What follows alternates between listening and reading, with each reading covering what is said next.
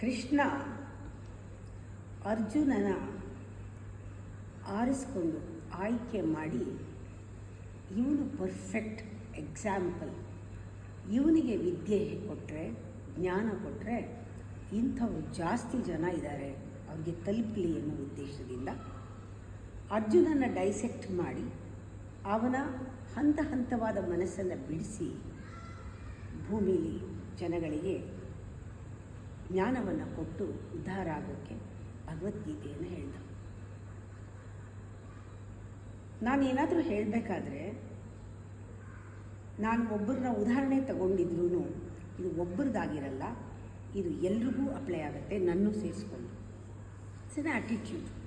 ಮನೋಧರ್ಮ ಹೇಗೆ, ಮೈಂಡ್ಸೆಟ್ ಹೇಗೆ, ಇದು ಮನುಷ್ಯನ ಮನಸ್ಸು. ಅದರಿಂದ ಡಿಫ್ರೆಂಟ್ ಲೆವೆಲ್ಸ್ನಲ್ಲಿ ಒಂದೊಂದು ಸತಿ ಸಿಮಿಲರ್ ಆಗುತ್ತೆ.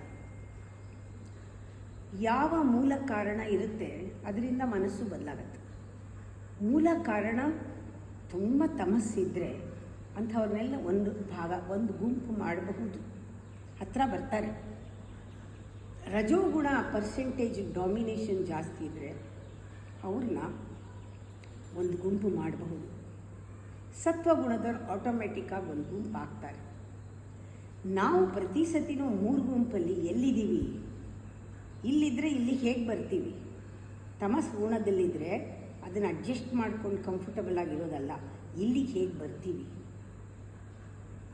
ರಜೋಗುಣದಲ್ಲಿದ್ದರೆ ನಮಗೆ ಗೊತ್ತಾಗತ್ತೆ ಸತ್ವಕ್ಕೆ ಹೇಗೆ ಬರ್ತೀವಿ, ಈ ಗುಂಪಿನವ್ರು ಹೇಗೆ ಆಗ್ತೀವಿ, ಇಲ್ಲಿ ಹೇಗೆ ಬೆಳಿತೀವಿ, ಇಲ್ಲಿ ಪರಮಾತ್ಮನ ಹತ್ರ ಹೇಗೆ ಹೋಗ್ತೀವಿ, ಇದೊಂದೇ ದಾರಿ, ಇದೆರಡು ದಾರಿ ಅಲ್ಲ ಅಂತ ನಮಗೆ ಗೊತ್ತಾಗತ್ತೆ. ಆ ಥರ ಗುಂಪನ್ನು ಬದಲಾಯಿಸ್ಕೊಳ್ಳೋದನ್ನು ನಾವು ಇಂಟ್ರಾಸ್ಪೆಕ್ಷನ್ ಅಂತ ಹೇಳ್ತೀವಿ.